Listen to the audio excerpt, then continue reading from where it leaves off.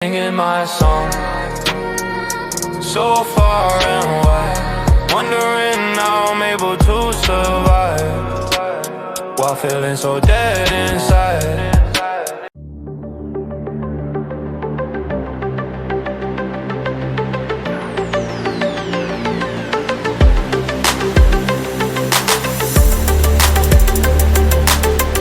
And welcome to the Original Poetry Podcast, where we explore the art and craft of poetry. I'm your host, Original Poetry, and today I have a very special guest who is a poet, and we will be discussing his journey as a poet.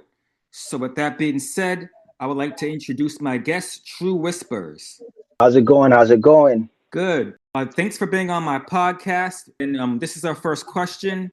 Where do your poems usually begin? My poems usually begin with a simple word, sometimes just a question, or even a conversation that I had with a friend of mine that just sparks a thought. And I just take it from there. Okay. What inspires you to write poetry? Everyday life, everything that happens around me. Again, like I said, like conversations that I'll have with a friend, walking the streets, seeing the despair around me, and even more so recently with the passing of my mom. So that really inspired more of my writing. Okay. How do you know when a poem is finished? Um, when I don't think I can make it any deeper, or when I realize that I'm no longer at the shallow end of it. Meaning, when I write something, if I think I can continue with it, then it's not finished. But the minute I think, you know what, I think I said all that I need to say. Now it's becoming cliche or it's becoming too run on. Then I cut it short and start a new one. Okay. Which of all the poems you've written, which of your poems was the hardest poem to write and why? The hardest poem for me to write was one about my mother, because there was so many things I wanted to say, and there's so many things that I didn't get to say that I had to literally make it a three-part poem. I had to, and it took me about maybe a good couple weeks to write it, simply because the emotions that I was feeling, and also the fear of writing it, because I didn't want to believe that she was gone. So I had a very hard time accepting that she was gone and then writing this poem. Okay. Did you choose poetry or did poetry choose you? It goes hand in hand. Um, Poetry started to choose me. So poetry chose me first because I had a teacher back in school that we used to play a game called Stump the Chump. And what he would tell us to do is go in the library and pick out either a thesaurus, a dictionary, or an atlas and pick out words. And when you pick out these words, if he gets the definition right, then he gets a point. If he gets it wrong, then we get a point. And at the end, if he wins, we get extra homework. If we win, we get extra gym time. And so just that constant reading in the dictionary, and I seen how words worked, I'm seeing how words kind of get put together. It inspired me to want to write poetry.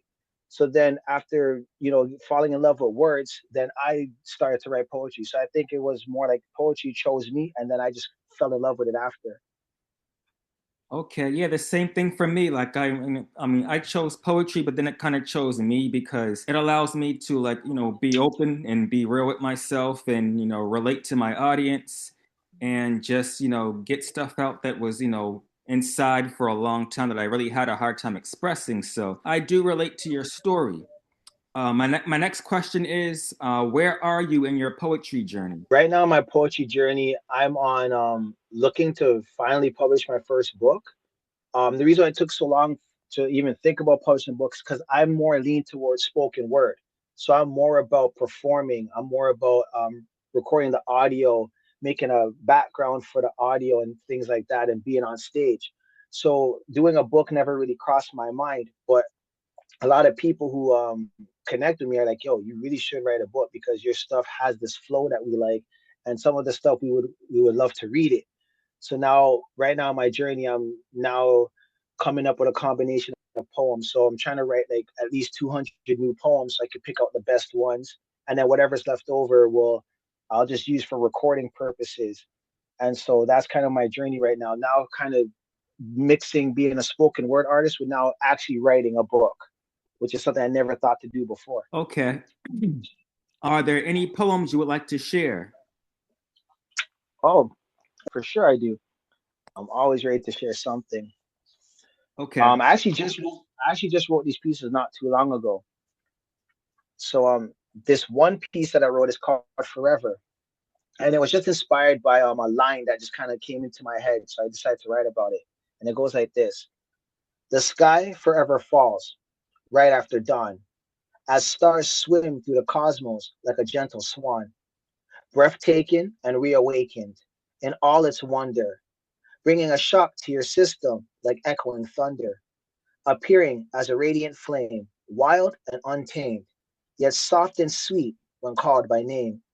And what remains to be seen is stuck in between, cascading across the lands like a crystal stream. Okay, thank you for sharing. Here's a poem I would like to share called Poetic Rebel. They told me words belong in boxes, neatly aligned, properly spaced, but my syllables refuse containment.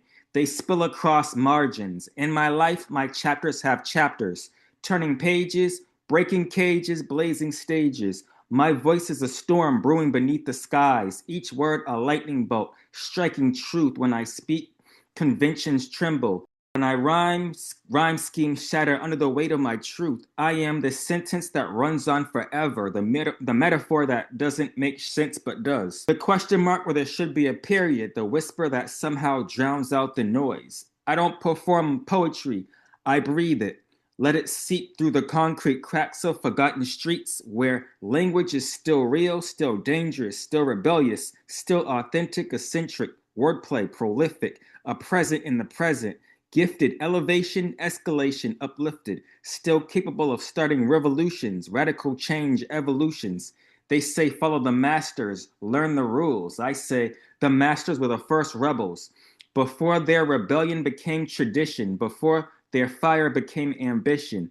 Call me whatever makes you comfortable while I make you uncomfortable. With the unfiltered beating heart of what is real. My stanzas don't march in formation, they dance wildly to rhythms only I hear. Drum beats pulsing from ancestors' hands. Futures not yet written but already calling.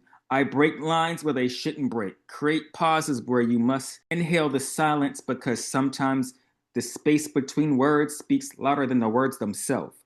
I am the poetic rebel, not because I want to break things, but because some truths can only be told by breaking open the language first. My words are fists pounding on locked doors. My verses, skeleton keys for rusted minds. I write in the language of the unheard, speak in tongues of the overlooked. Because poetry isn't meant to be pretty, it's meant to be alive. If every poetic piece is like a bee, my voice is the hive, and nothing alive stays neatly contained for very long. So let my wild words roam free. Let them challenge, let them question, let them break every rule in your book and write new ones in the margins. I am the poetic rebel, and my revolution starts with this very breath. I inhale and exhale until there's nothing left. So that was my poetry piece, Poetic Rebel. Before we close, is there anything you want to promote or any future projects you want to share? So my YouTube channel, it's called True Whispers Poetry 40. So that's True Whispers Poetry 40. Also, you can find me on all social media platforms under the name True Whispers. And yeah, I just want to say, thank you for this opportunity to come on your podcast, asking the questions and, giving a space for poets, whether deep or simple poets, an opportunity to speak their voice and to share their pieces. And so I appreciate that. You're welcome. Thank you for being a guest on the Original Poetry Podcast. It was great hearing your story. This has been another episode of Original Poetry's podcast. I'm your host, Original Poetry. Make sure you like, share, and follow me on Instagram at original_poetry. Check my bio for my website, all my merch, all my poetry books, content, everything is on my Instagram account. And with that being said, peace and poetry. Peace and poetry.